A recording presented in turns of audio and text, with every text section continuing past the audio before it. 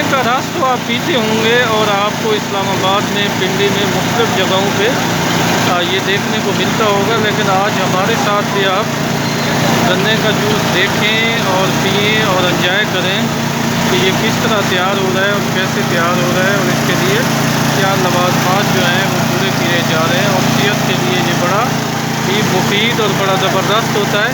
इसके फ़वाइद बता दें थोड़े से, इसके फ़वाइद, इसका फ़ायदा क्या है, गन्ने का फ़ायदा क्या है? गन्ने का बहुत फ़ायदा है सरकार के लिए।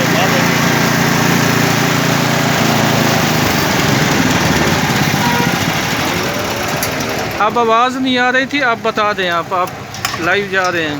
अच्छा, हाँ हाँ। मैदे के लिए सही है, दरकान के लिए सही है और फ़ायदे भी हैं। तो कितना लोग दिलचस्पी से पीते हैं इसे, कितना? वो देने के लिए। अच्छा अच्छा। आप कब से ये काम कर रहे हैं? ये बहुत अच्छा हो गया।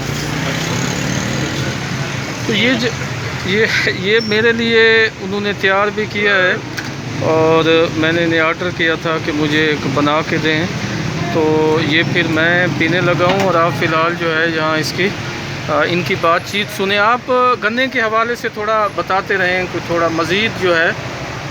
बस यही बताते हैं कि गन्ना सही है, अच्छा है, सेहत के लिए सही है, मैदे के लिए सही है, दरकान के लिए सही है।